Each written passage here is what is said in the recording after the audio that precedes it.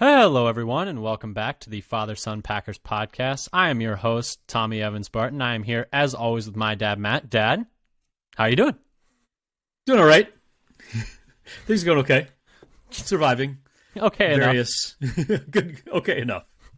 I'm still here. Hey, and we're still here to talk about the Packers this offseason. A little segue there from a professional podcaster such as myself. We will be here every single week talking about the offseason. One of us is. I know, right? We'll be here every week talking about the offseason. Last week, we talked a little bit about the Packers front seven, reviewing how they did this year, how the positions look going forward, and what the plan is for the Packers with regards to free agency and the draft. We're going to be doing one of those for each set of position groups. Today, we'll be talking about the secondary, corners, and safeties. Next week, we're going to break up the offense. We haven't exactly decided how that's going to go yet, especially with the whole Aaron Rodgers situation playing out. But that is content for another day. Like I said, we will be here talking about the corners and safeties. And just a couple tidbits before we go on to that. Dad, we said we weren't going to do too much news, but I guess we might as well. You know, we're already naturally segueing into it. Couple head coach or a couple assistant coach hirings around the NFL have some impact on the Packers. Mike LaFleur, Matt LaFleur's brother, who at times was rumored to be a coaching candidate with the Packers, has been hired as an offensive coordinator for the Rams. And then Nathaniel Hackett, former Denver Broncos head coach and Packers offensive coordinator, has been hired as the offensive coordinator for the Jets. So maybe some movement for Aaron Rodgers on that front, Dad? Maybe we can always speculate. I love speculating. It's my favorite thing. The Jets are positioning themselves. And, you know, Robert Saleh said they're looking for a veteran quarterback. But anyway, this is not the Rodgers episode. We'll get there when we get there. This is doing another one of our positional breakdowns where we talk about each player, how we think they played this year, what their contract looks like, what their future holds, and then talk a little bit about how we thought the coaching went for these position groups and what needs to change going forward for improvement-wise and how big of a need this is for the draft. Like I said, we're talking secondary today. And Dad, should we just get into it? Yeah, let's get started.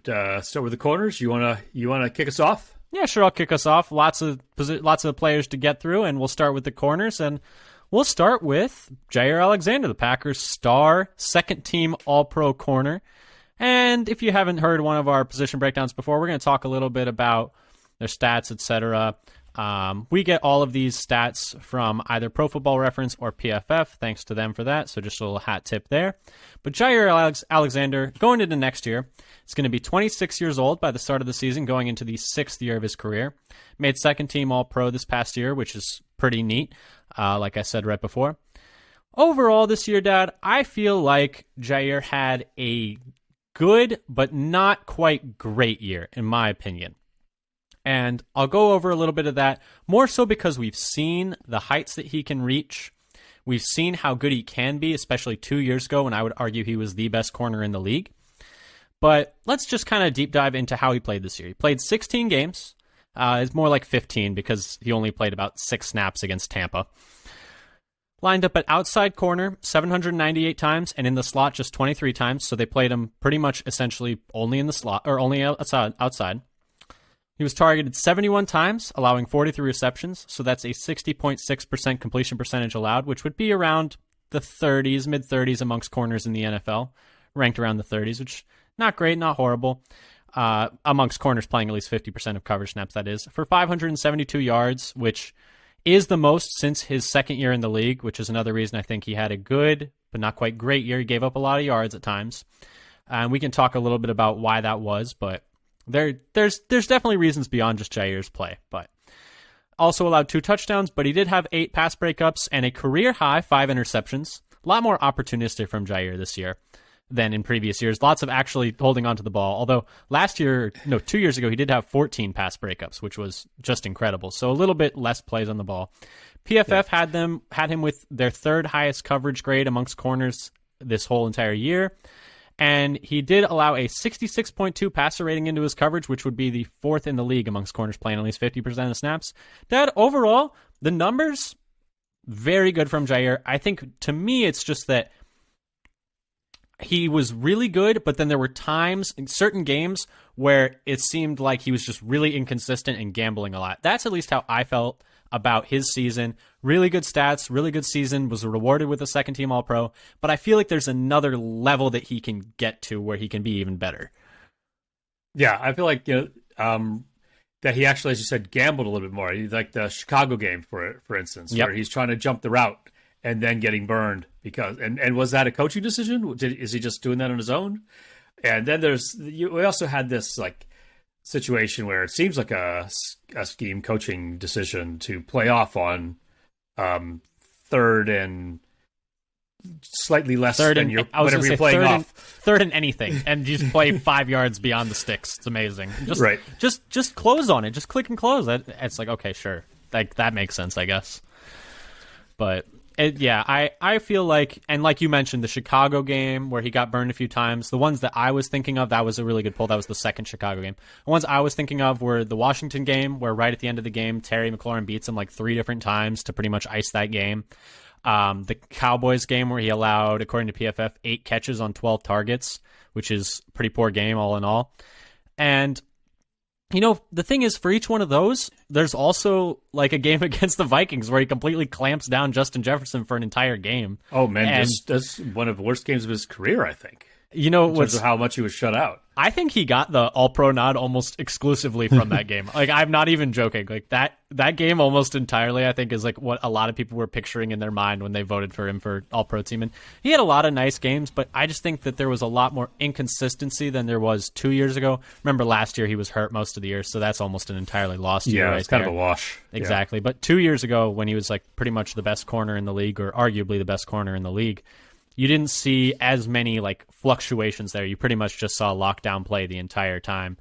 Other than that, though, it is nice to see him play around 16 games after being hurt so much last year.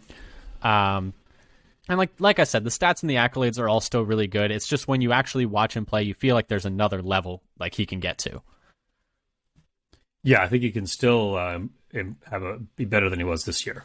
Yeah, and honestly, like you said, I don't know if it's coaching or not. And contract-wise, like, he's definitely going to be here next year. He signed a 4-year, $84 million offseason just this last offseason, which at the time was the highest contract for a corner in the league history. He's going to count $24 million against the cap in 2023, and they can restructure his contract this offseason to save $9.3. Wouldn't be surprised if they did. And my thoughts on him going forward is, like, he's Jair. He's really, really good. They just need him to, like, play great and play a little more consistently. And I think, honestly, like you said, I'm coming around to, like, most importantly, that the coaching staff needs to put him in more positions to succeed. Let him travel with the number one a lot more than they had this year. They pretty much only let him do it in like 2 or 3 games. And then just let him press more, because that's when he's the best, is when he's getting hands on the guy. And just give him a little more freedom to go down to the line of scrimmage and play a little more physically, I think, is my biggest takeaway from just looking at like this year compared to 2 years ago. Is I think they just need to let him press more, and let your star players like be star players. Let them use their skill set. I mean, I think that's the difference between the first Minnesota game and the second Minnesota game. Oh yes, I think that's the biggest illustration of this thing. Is in one game they just said, okay, we'll figure it out. You're not going to travel, and they got absolutely annihilated. And then the next game, lo and behold, you put your best players on the other team's best players, and it gets you some pretty good results. Yep. So I think that's what we would like to see more of next year. Will they learn from, how they finished the year and do it all year next year? I guess we could talk about that a little bit at the end of the section. Yeah, and do you want should we go on to, because I feel like for Jair, it's a pretty simple conversation. Like, he was really good this year. I think he could be even better. The coaching staff needs to help him a little more.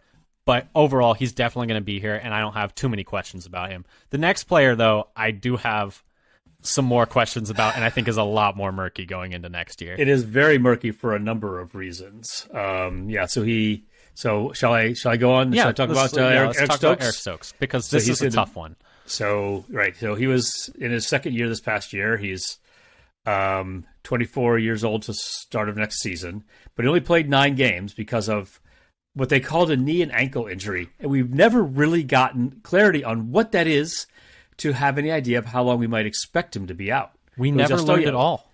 He just got put a on knee and ankle IR. injury, and he's out for the. Well, then he immediately went on IR. They didn't even say that he was going to be out for the season or not. Just on IR, knee and ankle. And there was For all we no, know, he got a major ligament tear, but they just didn't say anything. and there was no just don't reporting know. on any details on this injury, which is crazy Yeah. because in the year of the year of 2022, we can't figure out no one even This seemed is to so check. Packers to But not it's not reveal. even. It's not even that. It's just weird because we knew Rashawn Gary tore his ACL the next day. We knew David Bakhtiari tore his ACL in practice the day he did it. We knew all these things, and then we never learned what happened to Eric Stokes. Do you remember how long it took to learn what exactly Rodgers' knee injury was? But the thing is, he was playing. That's He different. was playing. There's an advantage to not telling your Yes. opponent what the injury is. There's no advantage when you know Eric Stokes is going to be out the But year. there also was very little information on all of Bakhtiari's extra surgeries and setbacks and things. But we they knew didn't tell us about. But we knew he had a torn. We knew what the initial injury was. We never Yes. learned what the initial injury. We just heard ankle and knee, and that it looked bad. It wasn't even televised. We never even saw a replay of this injury. I've never seen it. That's right. It's we don't want to show a replay of this because it's so gruesome. Yeah, and it Right? was Is that not what it on was? TV. It was not So, yeah, I never televised. know what They that never looked saw like. the replay. They never told us what the injury was. It was super bizarre. But Dad, let's talk a little bit about what we Let's go. do know Right, about so Eric he- Stokes is that he was sophomore slumping hard this year before the injury. Yeah. So he only played the 9 games. So it's like that Detroit AstroTurf. It also cost us So dumb. Gary for the second half of the season. Yeah. He was targeted 25 times, allowed 21 receptions, 84%. Oof. Yeah, it's bad. Completion rate for 275 yards, 1 TD, 0 picks, and I didn't realize he had 0 pass breakups for the No year. pass breakups on the year. Not a single one. And you compare that to last year. I mean, last year he was the number 1 corner on this team pretty much for the whole year after Jair got hurt against Pittsburgh. Yeah. And he delivered as a rookie. He was great. He was the number 1 corner on a playoff defense.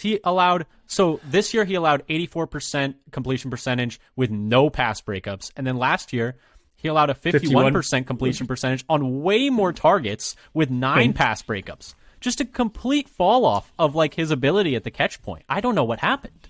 I don't either. And I don't know if that was a stylistic thing. This is the part where the whole defense was a mess. Yes. Bad communication, playing soft coverage off the snap. And he never got to experience the second half of the season when they started playing a different style. That's a good point. But That's he a allowed good point. a passer rating of 125.8 into his coverage. Yeah. The 10th worst in the league for any corner playing over 20% of the snaps. Yikes. And also I was going to say, he struggled tackling. His run defense grade plummeted to a little bit below average last year to must be near rock bottom for qualifying players. I mean, he missed this year. 16. He missed 16% of his tackles. He missed almost between he missed around 1 in 7, 1 in 8 tackles. 1 in 7, 1 in 5. 1 in 7, 1 in 6 tackles. That's One really in 6 bad. tackles. Yep, that's bad. And That's like 1 or 2 a game. And it's crazy because he wasn't a great tackler, but more so the coverage stuff is worrying to me because I think a lot of people write this year off and it's oh, he was hurt, but he was really bad before he got hurt. He was really struggling. No pass breakups.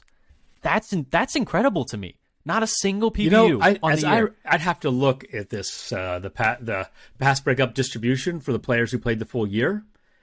And how many of them? Because I don't think we had very many for the team. I was going to say he did not. He did not benefit. He played only when the defense was awful. He was only. He may there. not have been that far behind the other defensive backs in pass breakups for the first 8 weeks of the year because we were playing so far off. Nobody's getting a pass breakup. We weren't in position to break up a pass. Here's the thing: that was the entire secondary. I would agree with you if he had 1 or 2. He had 0 on 25 targets. And allowed 21 catches. That's horrible. That's terrifying. That's despicable. And he was so good last year. And I think part of the thing that also worries me is with this injury. I mean, this is a very speed-based player. He runs a 4.2 something, and a lot of his success in his first year was based on that speed. If he can't get the speed back, that's worrying, and obviously we don't want to worry about that too much because there's nothing we can do and there's no way to know. But I do think like you said, he did suffer a bit from the same problems that Jair did, where the coaching staff didn't put him into a situation to succeed. And I think not letting him press as much, he was a very good press corner at Georgia, not letting him just like press, turn and bail, which his speed would allow him to do, making him play off. I mean, it's just another example of, maybe he does turn it around if he plays the second half of the year when they're letting them play more press coverage. We won't know. He was the worst of their corners pretty much statistically, but yeah. I don't want to say it's all entirely on him, because I do think coaching had something to do with it. But yeah, I think it's just another thing where he really struggled. The defense really struggled. The coaching didn't put him in a good situation, but then he didn't acquit himself well either. It was kind of a combination of things, but at the same time, he was so much worse his second year than his first year, which is just crazy because he's going against number 2 receivers in his second year. Right, because he had Jair out there. But I was looking at some of the teammates, like the first 8 weeks, I think Jair only had a pass breakout in 2 of those games. He had 2 games with 3 each, but the other 6 were zeros. And Rasul, the first 8 weeks, he only had, the first 6 weeks, he only had 1 pass breakup. And then he had 3 in the week 7 and none again on week 8. So nobody was getting their hands on the ball. Well, so Stokes played those 8 weeks. So you're telling me Jair had 6 pass breakups and Douglas had 4. And Stokes had none. And got benched. And got benched, which we haven't even talked about. He got benched for a short amount of time in one game. Right, and then they put Savage. Now, I'm just trying to remember the order, because Savage came in at nickel. No, this was different. And then got Savage hurt immediately on play 1. No, this was a different one. Was that later? That was when Savage was benched. That's very different. That was late in the year. I guess that was later in the year. I'm talking about when Stokes was benched. They put Keyshawn in, I think, and moved Douglas outside. Okay, that's what they did. If I remember correctly. I think you're right. Yeah, I believe that's what I think. It's either they put Keyshawn in or they moved Savage down to slot and then put Rudy Ford in. But I'm pretty sure it was the first one. But anyway, so the coaching staff was clearly having at least some trouble getting him to getting him to play how they wanted him to play. Although I don't think if I remember correctly, they only benched him for a series and then they put him back in. But it's just I think it's just that they maybe needed him to settle down into the coverage a little more, less so not like a punishment, but more like, hey, the performance is not good right now. We need you to get locked in right now. Yeah, not that he was doing anything bad, just not playing well. They just need him to get focused out there. It's an attention getter. Exactly, because man, he really struggled this year, and it's tough because when you look at the Packers secondary room with Jair, Stokes, and Douglas, who we're about to talk about, I think we got 3 outside corners for 2 spots, and I don't really know what you do there. So this is something to talk about as well. So, and they're all under contract for years. Stokes is on his rookie contract, so he's still got 2 years left at least, and the opportunity for a 5th-year option because he's a first rounder. So he's going to be around. Hopefully, we don't know how long it's going to take him to be healthy from that injury. Yeah. Douglas has 2 more on his contract, and then Jair has 4 more on his contract. So kind of have it locked in for the next few years. Right. And we were thinking this position group was finally locked up, and we had excellent options everywhere in depth. But it's just they have good players. It's just they have 3 guys for 2 spots, and I guess they thought that they could get Douglas to place. So So how do you feel about Stokes this year, Dad, just to kind of wrap up Stokes? Because I think for Jair, we felt like, hey, could have been better, but he was still pretty good. For Stokes, it's like, man, I really thought he was going to be better, and he was not good, and now he's hurt. It's a little scary for me. It's a little scary right now. It's like, was sophomore year what he really is? And the quarterbacks just realized, he can't hit a curveball. Yeah. Is it one of those things where, once there was a sufficient amount of tape and people were like, oh, he can't do this, or was it an artifact of the way Barry was setting up the defense? And I'm going to tell you, I don't think that changes next year. Barry's going to be back. For anyone still holding out hope that Barry gets fired, it's not going to happen. It's done. It's been too long. It's been too long after the season ended. Yes, they would be so far behind the 8 ball of DC interviews at this point. There's no way. beyond that, though, I mean, they need him to get healthy, and they invested a first round pick in him. They need him to be good. They need him to, and I would take him being just as good as he was as a rookie. He was great as a rookie. Yeah, I thought he was great. We don't need to see improvement over that. I would hopefully we can get back to that. Exactly. But should I go on to? Yeah. So let's go on. We're working our way through the corner group. Next is Rasul, which I'll take real quick. He will be 20. Rasul Douglas will be 28 by the start of next season, going into his 7th year in the league. This past year, he played all 17 games, lining up at outside corner 612 times and slot 198 times, which he had the second most snaps in the slot for the team. He was targeted 73 times, allowing 49 receptions for 536 yards and 4 touchdowns. 67.1% completion percentage is around 45th in the league. And he's another player where from last year to this year, he just wasn't quite as good. And he was so good last year that it's kind of hard to match that. So I don't think it's as big of an issue to me as Stokes' drop off from first to second year. But you compare this year allowing 67% of his targets to end in catches. Last year it was all the way down in 51%, which is super elite. Right. And this was the thing that, if you bring up Douglas last year, it's like, oh, well, it's just fluky. He got a few pick sixes and interceptions that boosted his rating because it was count a lot. But his pass breakup rate, his completion rate into his coverage were also excellent. I mean, he was on such a ridiculous heater last year because he had 7 pass breakups and 4 picks this year, which is very solid, very respectable. Last year, he had 7 pass breakups and 5 picks in 7 less games, which is an absurd. He was so ridiculously locked in, and just that level of he might as well just he was getting heat check pick sixes. He had 3 picks in 1 game, I think it was, or 2 picks in 1 game against Cleveland. He was really, really, really good last year. And honestly, still pretty good this year. My one concern, though, with Douglas, beyond all that, is and the other thing was he allowed a passer rating of 84 into his coverage this year, 46 last year, which is stupid elite. And personally, though, like we were talking about, I just don't know if he can play the slot. I don't know if any of these 3 guys who are their top 3 guys can play the slot. He had the most snaps in the slot of the 3 of these guys. Keyshawn Nixon actually had the most on the team.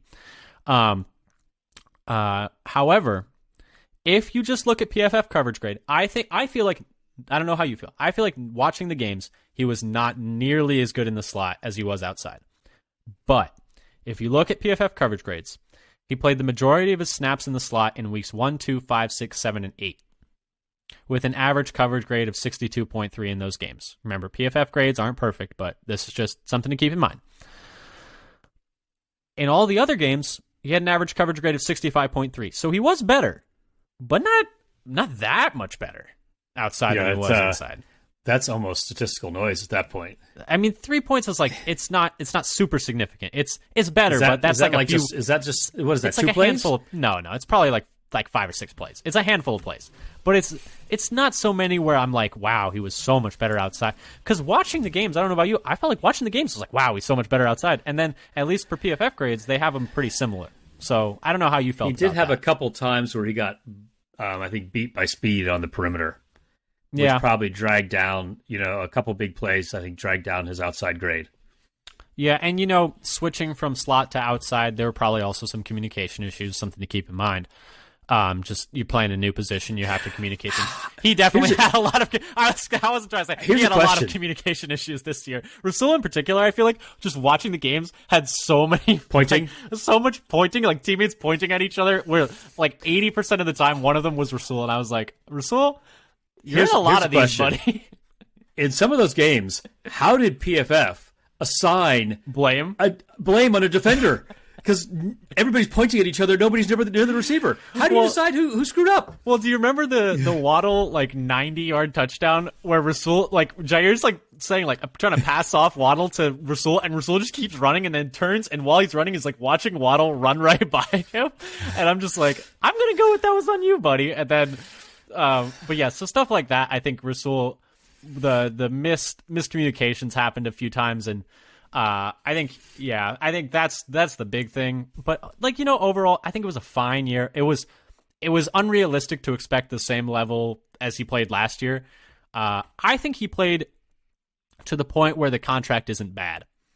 And let's talking a little bit about the contract. He did sign a 3-year, $21 million contract this offseason as a free agent to sign with the Packers after playing with them last year.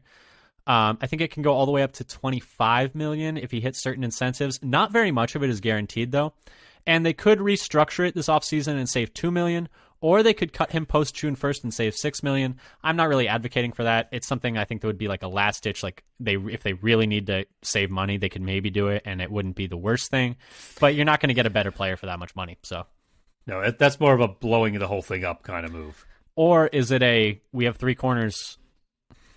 Like, well, then you trade one. That's true. You don't cut one. And Rasul would probably be the one you trade because Stokes off injury, you can't, and Jair would be, I think, foolish to trade. Yeah, insane. Yeah, and just, I mean, you maybe get 2 firsts for him, but is that even worth it? Like, I don't know. Because those 2 firsts, they could be anything. They could be Jair Alexander. They could be a corner. They could be Jair Alexander. They could be Jair Alexander. I love that. That mystery box thing is one of the funniest things on the internet to me. But Dad, so now that we've talked about the Packers' big 3 corners, how do you feel about Rasul this year? And then how do you feel about those 3 corners in particular going forward? Because those, I think we have 1 or 2 more corners that we could talk about briefly in Keyshawn Nixon and Shamar John-Charles, which we'll touch on briefly. But I think these are the big 3 we want to talk about because they're the ones that are locked up each for at least 2 more years. And they're the ones that got to figure out how to get them to play together because you've invested a lot of capital in these players. Yeah, so I would say the way I kind of felt about it is that the beginning of the year looked like, was signing this Rasul to this long-term contract a mistake? Mm-hmm.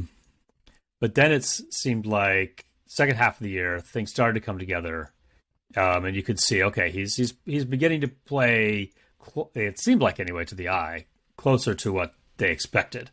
You couldn't have possibly expected he was going to get 5 picks in 7 games with how many pick sixes? I think he technically played like 12 games last year and had 5 picks, 2 pick sixes, a game-winning pick against the Cardinals, and like allowed a like we said, a lot of ridiculous like passer rating, et cetera, et cetera.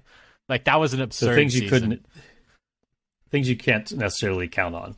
Yeah, and it's like, we'll talk about this, and I think when we get to Savage, but it's like I almost think the best opportunity, like chances, like maybe see if Douglas can play safety, play Savage down in the slot, and then just see what happens. I don't really know. I think it's tough. Yeah, I'm kind of thinking about Savage in the slot, and let's talk about that when we get to safeties about what they're going to do there, and do you move Rasul? We'll have to see what Stokes' health looks like and how quickly he can come back. Yeah, and the other thing we thought of, coming into this year, is that we had our top 3 corners seemed really solid. We were set, and maybe our depth wasn't so good. Then we had the first half, like the part of the year, it's like our top 3 corners aren't playing well at all. But we have like our next one's actually doing okay. Yeah, and so the next one that talk about briefly is Keyshawn Nixon, who, famous for being a first-team All-Pro kick returner, was also not terrible at corner. He wasn't great. He wasn't even, I would say, good. But I would say he's a very solid 4th corner. The one downside is he can only really play slot. Played about 6 real games at corner, playing 244 snaps in the slot and 9 snaps outside. And I forgot to mention he will be 26 years old at the start of next season, going into his 5th year in the league. He was targeted 28 times, allowing 22 receptions, which is not great, 78.6% completion percentage for 214 yards, no touchdowns though. Had 1 pick, no pass breakups. Allowed an 83.6 passer rating into his coverage, which, like we said before, is about the same as Rasul allowed, if I remember correctly, this past year. Pretty much the same as Rasul allowed. So, kind of, it's not a great passer rating allowed, but it's about the same as the guy they're paying. He did also, though, struggle with tackling, much like Stokes did. 14.3% missed tackle rate, which is Not very good, especially for a slot corner when that guy's going to need to help in the run game. I did think he hit pretty hard, but didn't always get his man on the grounds. Yeah, I thought he wasn't afraid to stick his nose in there. He just maybe just didn't wrap up. Yeah, it's still whatever he was doing was not working, and he was even worse on tackling last year with the Raiders. He had a 22% missed tackle rate in a lot more limited role, so small sample size, but back-to-back years where he wasn't a very good tackler, despite being a core special teamer. And also, I think we knew coming in that he had played some corner for the Raiders and was okay in the slot and bad on the perimeter. Yeah. We already knew that coming in, that he might be able to give us some slot snaps, but nothing on the perimeter. Yeah. And I thought he was fine in the slot. Like I was saying, like, he's not a great corner, but he's good enough as a fourth guy. He's good enough. He's good enough for a fourth corner. He's better than other fourth corners they've had. The only qualm I have better than other third corners they've had. That better than other second corners they've had. Honestly, like when Ladarius Gunter was their number one corner, I don't remember who the other guy was. I could not tell you who the second guy was. Beyond that, though, the only downside I see with having him as a fourth corner is he can't play outside. But you do have a bevy of outside corners ahead of him, so it's not the worst thing. And it's also not his only job on the team. Exactly. If that was his only job on the team, and all he could do was play corner and play inside, then you might be a little more. And that kind of brings us to the next part, because he was so good as a kick returner. I don't care how good he was as a corner. And, yeah. And that's kind of the crux of the argument, is he was so good at that they almost need to bring him back. I think he was super electric. They probably, I would say it's 50-50 on whether or not they bring him back. So he's going to be a free agent. For reference, so I looked this up. In 2021, the first team All-Pro kick returner was Braxton Berrios for the Jets. Kind of the offensive version of Keyshawn Nixon in some ways, like a fine fourth receiver, a fine fourth corner for Keyshawn Nixon. And last year, he was a free agent and got a 2-year, $12 million deal from the Jets. $6 a year. So food for thought, Dad. I think that would kind of have to be, they probably have to give Keyshawn a little more than that, like 2 for 13. How would you feel about that kind of contract for Keyshawn Nixon? Show me the money. You're going to show me the money. Show me the money. Yes. So you'd be fine with that? I'd be fine with that. Okay. We went from dumpster fire inside a tire fire being hit by a burning train to 22nd in the league. And that was really from just the second. Him. Yeah, almost entirely just him. And just the second half of the year, him. Yeah. And there is one thing to note. He came here pretty much only because Rich Bisaccia was here. And if you missed it, Rich Bisaccia was recently interviewed as the head coach, recently interviewed for the head coach position with the Colts. Now, he's not a favorite to get it. But if Colts, he did, don't you want to keep Saturday as your coach? I think you really want to stick with Jeff Saturday as your coach. Hey, if he's playing the Raiders, he can definitely beat them. But yeah, so if they hire Rich Bisaccia, I would imagine Nixon would leave for the Colts. If Bisaccia stays, I would imagine Nixon would be back on a contract similar to the one Berrios got. And Dad, you'd be fine with that. I think I'd be fine with that unless it meant moving on from someone else that was more important. But I do think you probably got to bring him back because he was a big reason they were winning games. We were starting with the ball at the 50-yard line like half the time, as opposed to having I forget now, but it had to be one of the worst starting field position differentials in the league. Yes. It was awful. In terms of how poor we were at making getting to the 20 on a kickoff. Forget the 25. We were going to make it to the 20. They would, and then stopping the other team from getting to the 35 or 40. And they went from kicking it like pretty much just trying to get us to return it. They wanted us to return it when we had Amari back there. Yeah. To kicking it out the end zone as much as they could. Or squibbing it. And even when they did kick it into the end zone, Keyshawn was like, "Yeah, that's fine. I'll take that back for a touchdown. I'm not even worried about it. I'll get an extra 9 yards in this return." Yeah, and it's amazing how like everything looked better when he was back there too. Like the actual blocking on special teams looked surprisingly good, and I was like, "Is this?" When they showed the angle of his touchdown against Minnesota, and a lot of that is Minnesota not covering the kick well at all. But you still got to block him. And I was like, is this the holes that Amari Rodgers was seeing and just couldn't hit them? I was going to say, was it just always blocked this way and you just being able to see where to go? It was like Amari couldn't hit a hole the size of a Mack truck in the middle of the field with a kicker to beat. Ugh. Well, it's hard to when you got to pick the ball back up off the ground. Hey, low blow. Low blow, Dad. Low blow. But anyway, that kind of wraps up the corner position. There are a few more guys on the roster, but not a whole lot of activity that they had at the corner position. Shamar John-Charles is the only one with any real kind of outlook going forward. He's going to be 25 going into next season, third year in the league. Didn't play much of anything but special teams this year, and but I did think he looked pretty good in preseason. I thought he looked very passable in a couple of the preseason games, so I think he is acceptable depth, but he was injured a lot of the year and missed a lot of time. I think it was an ankle injury and was in a walking boot for a lot of the year. But, you know, he's going to be cheap. He's going to be a fifth guy. He looked good in preseason, and that's kind of all you can really hope for from a fifth guy. Beyond that, they've got Corey Ballantyne, Keandre Thomas, a guy named Benji Franklin, who I've honestly not heard of, and that's on me, and Tyrell Ford as their other corners on the roster. I don't know if you have any thoughts on them. Ballantyne is a special teamer. That's his specialty. And I think he's the only other one who did. Well, no, he got a few snaps on defense. Like a one or two, but nothing I noticed really him because I get mentioned a little bit later about just he was not good on defense. Yeah. But those are kind of their corners, Dad.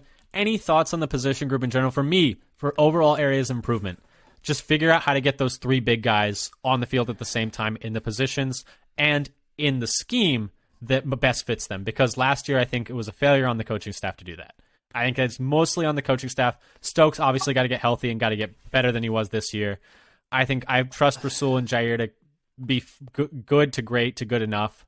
But Stokes being better and the coaching staff just putting them in any kind of good position would be amazing. Thank you very much. It seemed to me like the coverage was frustrated with their assignments. Yes. And that we were on the verge of having a nice little mutiny. A mutiny. Which is one of the reasons why I thought Barry was going to get fired. Yeah. And not retained. I 100% agree. Like he had lost the group. Yeah, the amount of frustration you could see on the faces of everyone in the secondary, not just the corners. But I 100% agree that the secondary looked frustrated, especially in the first half of the year when they were playing so much off. Yes. And I don't blame them. They're giving up 160 yards because they're not within 7 yards of the receiver. A lot of times because of the way the defense was called. Sometimes because the communication was bad. I don't want to put it. It is a lot on Barry, in my opinion. And the fact that the team seemed to be pretty fed up with the way the defense was being called is a pretty bad indictment of him. I'm still very surprised that he's back. I don't really understand it, but. So, I mean, they got to communicate, and they got to communicate better. But they got to communicate better too. It's not. It's not entirely on Barry. That's true. That is coaching also, though. That's still coaching. Yeah. Coaching isn't just designing the scheme and telling players where to go. It's teaching them how to do the play that you're telling them to do. That's true. That's a good point. And so it's a failure of teaching and not just design. Yeah. So both have failed.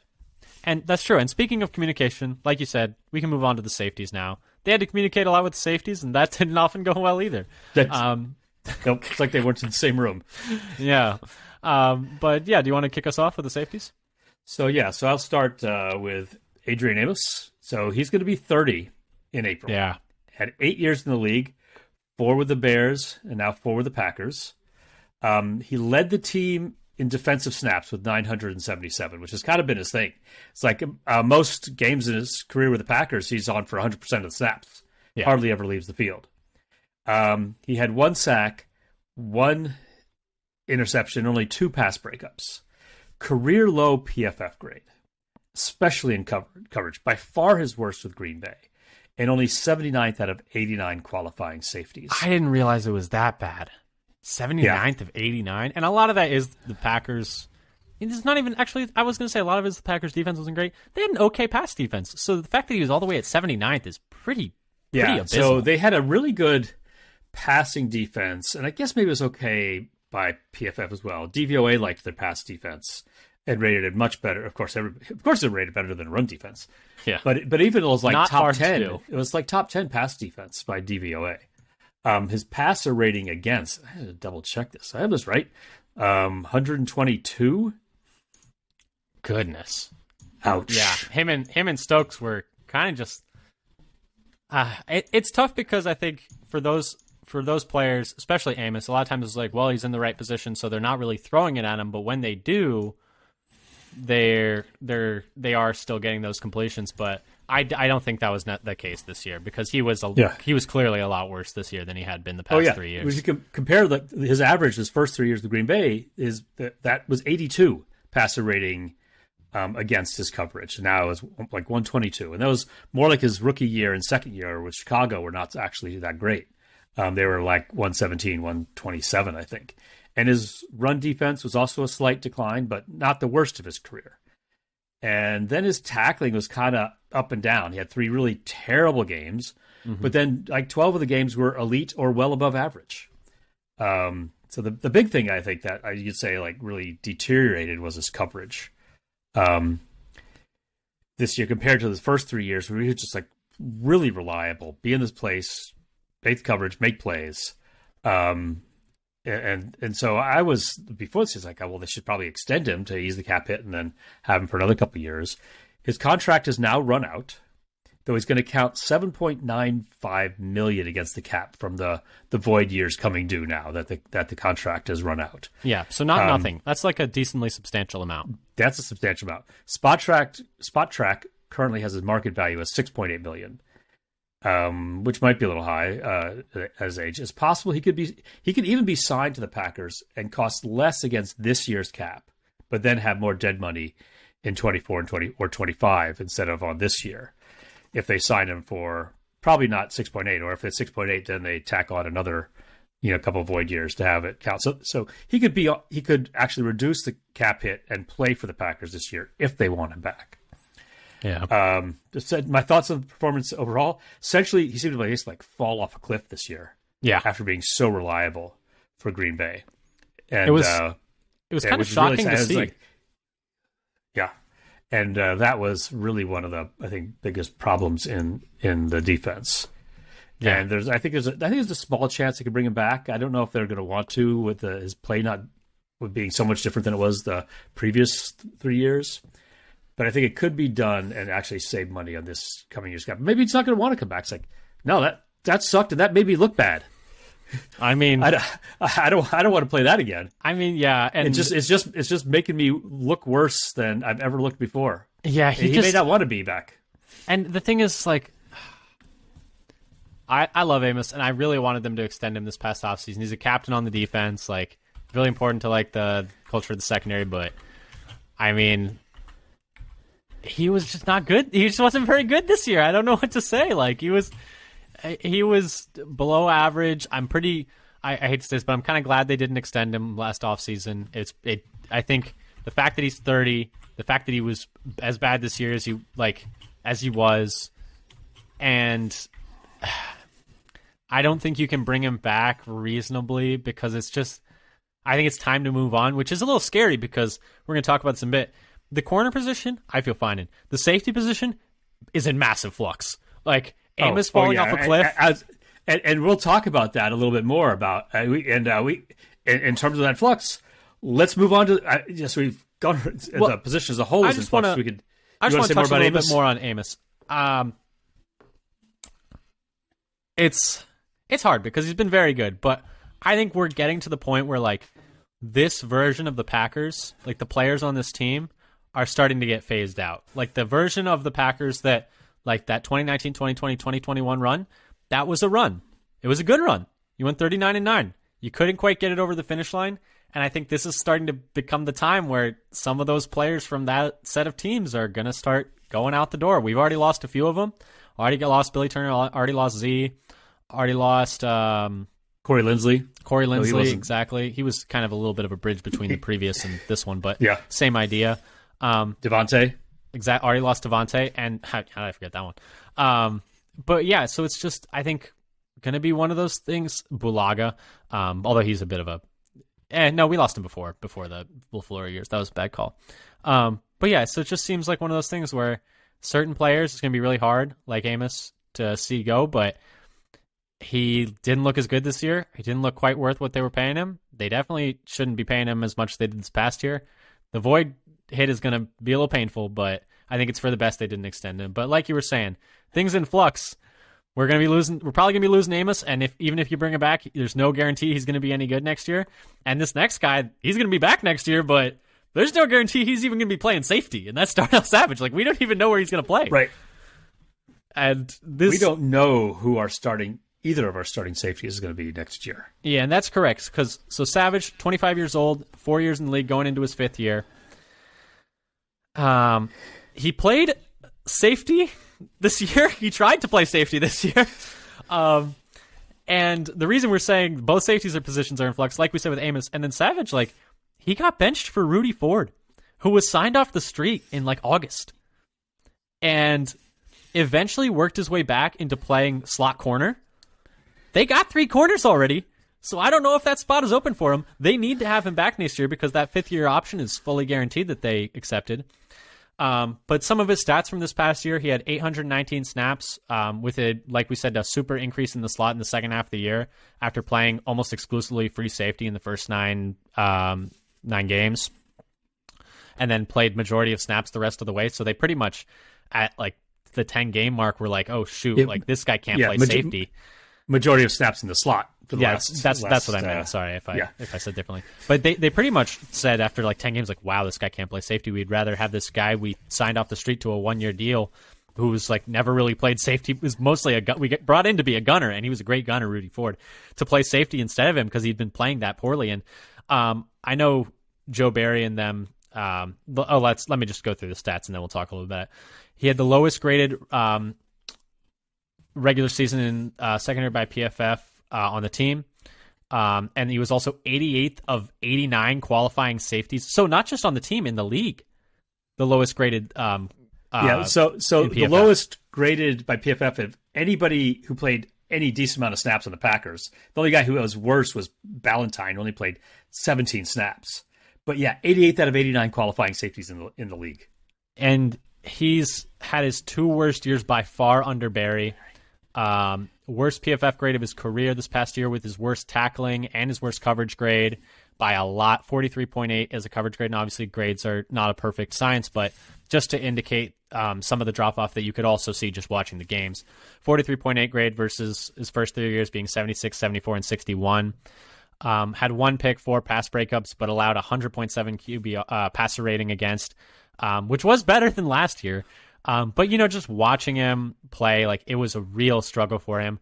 He was, I thought, much better in the slot, and I know Barry said that he, like, took the benching really well and, like, put his head down and really came and worked and got a spot back, kind of playing some safety, playing some slot, and I thought he was much better in the slot. But there's not really room for him. There's not really room for him in the slot, Dad. Like, I don't like. Yeah, if he's playing in the slot, are we moving? That was what we were saying. Maybe you move Rasul back to safety, and then hopefully Stokes gets healthy, and then you play Savage in the slot, and you find another safety in the draft, and that's what you do. But I don't know if that's a great fix because that's assuming Rasul can play safety. Like, that's a big assumption to make. Not everyone's Tramon Williams. That's only been a guess, though. I've heard people say that he's worked out at it before. They played Rasul at safety some in preseason. But we're focusing on Savage right now. He is going to be back next year, coming back on his 5th-year option, $7.9 million guaranteed in 2023. He really struggles with communication, being in the right spot, lots of blown coverages this year. So many blown coverages. And I think that was the big reason why he got benched. It's because he kept blowing coverages. People just kept getting behind him. And it's a big problem. And here's the question. His tackling was horrific. That's true. Yeah, he can't tackle. The first half of the year. I mean, just like I think he threw an air ball on on Allen. Josh Allen, yes, I remember that game. I was trying to remember. There was one where it was one of the worst tackles I've ever seen in my entire life. And Allen just walks into the end. So so what do you think we do with him? Because I don't know. I think the best option is pray Douglas can play safety and then play Savage at slot. That's, I think, the only good option. That's I think so, too, because then you have your slot corner, which we have 3 outside corners. Savage seems better at slot than at safety. So you got to hope that Douglas can move back to safety, and then we have at least one safety for next year. That's what I'm crossing my fingers on right now, is that Douglas can actually play safety. Yeah, take advantage of some ball hawking, facing the quarterback, and reading the play like he did on his pick against Miami. Miami, he was in the flat and dropped back, so not Miami. He dropped back because I think he read the play and knew who it was going to. Yeah, but I wouldn't say that's nothing that's going to translate to safety play. He mostly just baited Tua into throwing a kind of an out against what he thought was like, I think it was like he thought Rasul was playing just the flat, and then Rasul just. But I think a lot of his best plays, even last year, were when he's facing the quarterback. Yeah, he's a better zone player than he is a man player. He's not fast enough to keep up with some of these guys in man, is the problem. So maybe he's better at safety. I worry a lot about his speed back at safety because you're going to get beat over the top. His speed's about the same as Amos's. His play speed is not the same as Amos's, in my opinion. Maybe it is. Maybe it is. I don't know. It's a lot to ask your one starting safety who's probably going to be starting next to a rookie next year. A guy who's never played the position before. Like, that's a little scary to me. And the safety position, I mean, the corner position I feel okay about, like I said. Safety position is so scary next year. It's so scary. And we've seen what having bad safeties does to a defense. Do you remember the Clinton Dix, Kentrell Bryce season? You remember that? How awful that defense was? Despite like having decent talent at other places, like it was really bad. It's bad not having good safeties. It's not. It's horrible. Do you have anything else you want to say about Savage? Because I think the prayer is he plays slot next year, and you have another guy play safety, and it's Douglas. And I don't know. In some ways, I have like a couple of things. It's even though it was a big disappointment this year, I don't think we can say it was a big surprise. I knew you were going to say that. It's so disrespectful, but you're not wrong. Because it really wasn't his 2021 year wasn't good either. With his 2 years under Barry have not been good. And a lot of people were really surprised the Packers picked up his fifth-year option because 2021 wasn't very good. And the other is like perhaps his best path going forward is a position change. Yeah. And so one thing in terms of the contract, Green Bay could lower his. So he's got like $7.9 million, about $8 million, with the fifth-year option for him. And if they need to save cash, they could extend him. That's scary to me. Because so here's the thing, and I've heard a lot of people. I've heard a lot of people say this. Well, I've heard a lot of people say this. It shouldn't be that surprising. He was drafted to play in Mike Pettine's scheme. Like, he can't play in Joe Barry's scheme. Apparently not. Which, yeah, I don't like. He wasn't drafted to play this role. You'd think he'd be able to do it still, but I guess not. Because I mean, we've seen it hasn't gone well. So let's move on to our next safety, though, Dad. Rudy Ford, what you got on him? So here's a guy that basically signed off the street after he was cut by Jacksonville. I was like, oh, this guy's going to be our, another special teamer. I remember the fun of Ford and Nixon gunning and surrounding the ball, or even things weren't necessarily going so well early in the season. But he's a little older. He's been in the league for 6 years. He's 28.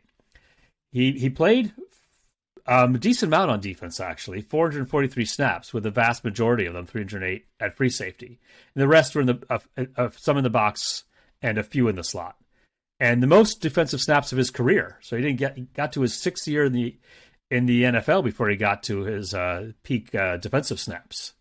Last year he had 423 for Jacksonville. Before that, it had only been a handful of defensive snaps here and there.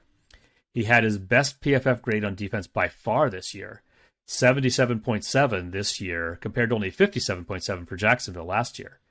And best coverage grade by far as well. He had 3 interceptions and 1 pass breakup. He did give up 3 touchdowns, but still, and gave up 109 passer rating against per PFF. So it's kind of up and down. His best games of the year came against Philly and Dallas. So against, good competition when he played well. So he wasn't just feasting on the dregs. And basically took the starting job for a while, partway through the year, at safety. And then I do think he got kind of figured out. And then he got demoted again. Yeah. Because he had a couple nice games there, but I think he kind of got figured out by opposing coordinators. Like, yeah, that guy right there, circle him. We're going after that guy. Because I don't know. It worked for a couple weeks, and he's got some speed, but... Yeah, he's got some speed. What I didn't look at it, details like, can he be tricked into cutting in or like follow the eyes and be, sent the wrong way too easily. I'm not sure exactly what it was they figured out about him. He's not under contract for next year. And he was signed mostly to play special teams. Yeah. For essentially the minimum after being cut by Jacksonville. And if they want to bring him back on a similar like minimum deal contract, like he was a great gunner. And he was an okay safety.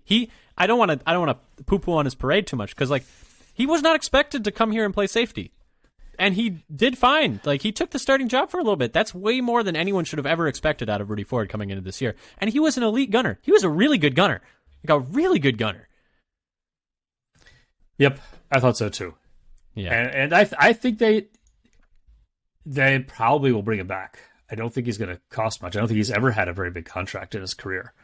And I think for depth, you don't want him to be one of your top 2 safeties, but he might. He would be right now if they signed him. I think so scary. He might be their top 1 safety. Like honestly, going into next year, if they move Savage down to the slot. Like he might be the guy.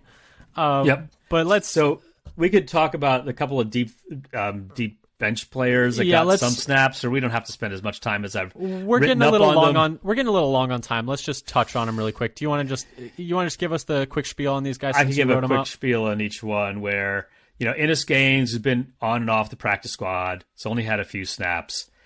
You don't really expect too much out of him. He's currently signed for 2023. According to Spot Track and Over the Cap. So at least he'll be in training camp, most likely, whether he makes the team again. He's often, and mostly a special teamer. And then Tariq Carpenter, who was a safety / linebacker, basically drafted for special teams. He's 23 years old, 7th round rookie. Only played 17 defensive snaps, but compared to 120 on special teams. Mm-hmm. So minimal defensive contributions as a safety, really. He's got 3 years left on his contract. He'll be still around because he's cheap and he's doing okay in special teams. I thought and is a break glass in case of an emergency safety, essentially. Mm-hmm. Yeah, I thought Carpenter was really good on special teams. Actually, I thought he was really good on special teams. I wouldn't be. He's got a great size, speed profile. It's not much of a turner. Bigger safety at. Not much of a turning guy. More of a run in a straight line guy. He's like because he's like 230. Big Zoolander. Big Zoolander vibes.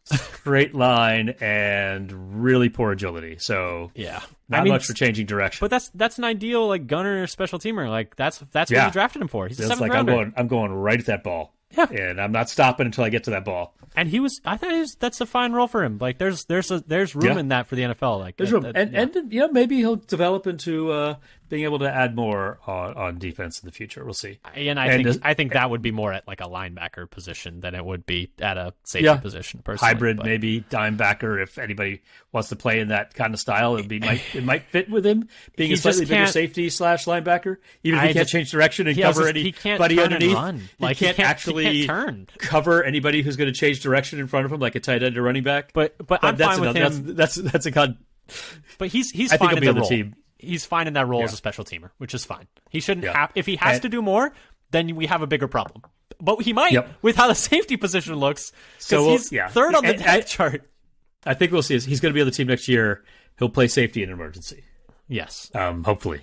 And then beyond that, Levitt was kind of similar. Played special teams. Hardly he was good, any. Fine special teamer. He was fine. It was okay, but not great. But he was like second in snaps in special teams with 305.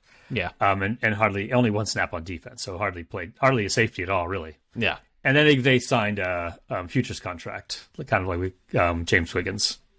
Exactly. So, big thoughts on the safety position. I think this is the position that needs an infusion of talent more than any other position group on the roster. I think this is their number 1 need in the offseason is safety. I am so worried about this position next year. And this is why we're doing these episodes, so we know, so we can kind of set the stage for our future offseason episodes talking about the draft and talking about free agency. This, we talked a lot about in the last episode. They probably need some interior D-line help. They need some edge help. Linebacker's pretty good. I think safety is their number 1 need. Edge is number 2.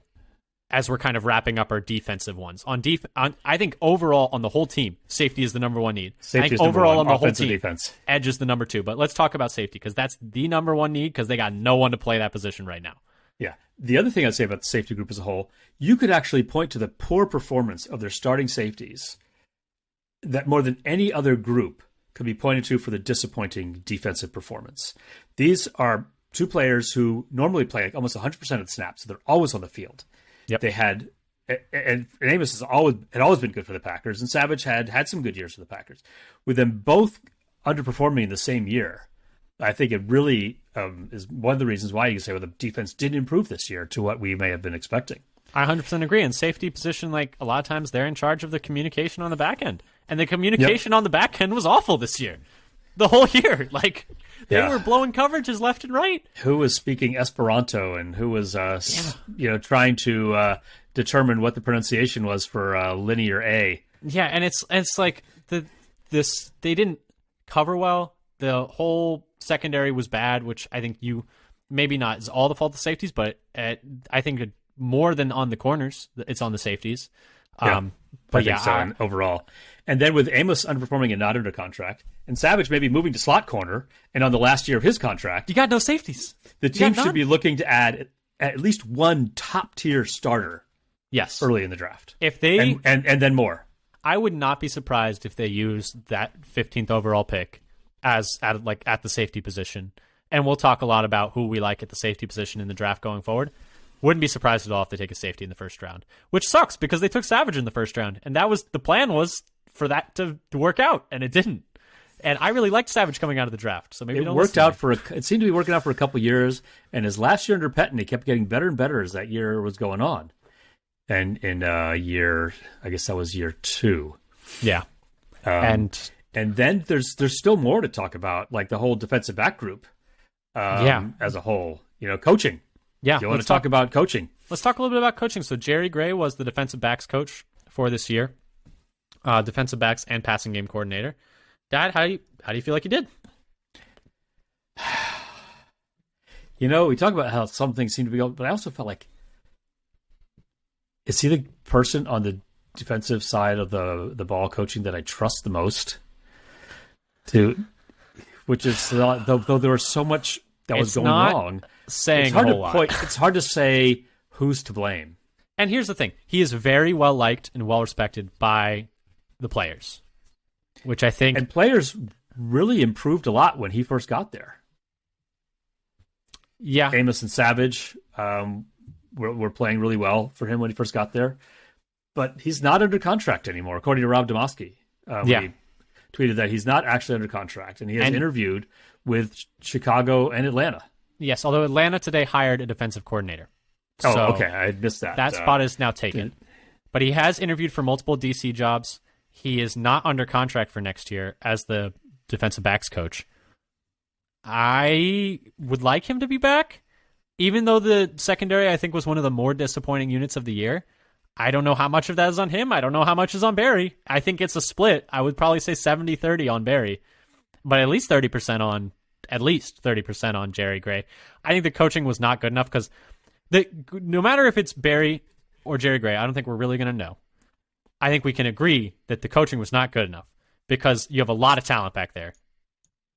And none of it, I think, performed up to their top level. Like Jair was good, but I think we both agree he can be better. Rasul was good, but I think we both agree he can be better. Stokes was really bad. Savage was really bad, and Amos had his worst year of his career probably. So whether that's just players not playing well, at some point it's also on the coaches because it's all the players not playing up to their standard. And I think I want to give at least some of the issues to Jerry Gray because while they did have a good passing game defense, I don't think any of the individual players played all that well. And we're not really put into great positions to succeed either, which, him or Barry, it's one of the two. Let's give blame to both because why not? Yeah, and maybe and maybe he doesn't want to come back because he's tired of Joe Barry telling him to tell his guys to play off. Right. We may have conflicting defensive philosophies that in conflict are worse than either one alone. Well, do you remember the quote where... Oh, yeah. Do you want to run it? You want to go ahead and give it? No, go ahead. Go ahead. You seemed more excited than I did. Well, it was. I don't know if I'll get it right, but it was like I'm coaching them to play the defense that we're supposed to run. Yes, or something like that. They asked him essentially why the guys are playing off, and he's like, "I'm just telling them what the defensive coordinator is telling me to do," and it definitely seemed like he was not happy with what the defensive coordinator was telling him to do. So I don't know, Dad. And as we kind of wind down here and talk about the secondary as a whole, I want Jerry Gray back. I don't know if he's going to be back because it seems he's still listed as their passing game coordinator on the Packers.com website. I just checked. Which is he hasn't interesting been removed, considering the word has been he's not under contract. Yes. And I think the Packers probably want him back. I don't know if he wants to be back, but I think they need more from the coaching staff to put these guys, I think, in position. Kind of wrapping up our thoughts, I think the whole secondary was one of the more disappointing units on the year, especially with the talent there and the hype it had coming into the year. I put a lot of that on the coaching, Barry and Gray not putting their players in the position to succeed. Jerry Gray would put a lot of that on Barry, it sounds like. Although I do think they made some improvements in that area as the year went on, letting them play a little more press. But ultimately, it wasn't enough. Do you have any more thoughts before we kind of wrap this up? Getting a little long. I think that's it. I think we're good. Okay. Well, yeah. So that was our breakdown of the secondary, the corners, and the safeties, how we felt they played this year, what we think needs to change going forward. Safety is going to be such a roller coaster next year. Hopefully a fun one. Hopefully they draft like a first rounder who's really good, and then they get like a fourth round steal and they can start both of them, or Rasul Douglas comes in and starts a safety and is amazing right away. We can dream. Why not? But thanks so much for listening. If you enjoyed what you heard, come give us a follow on Twitter.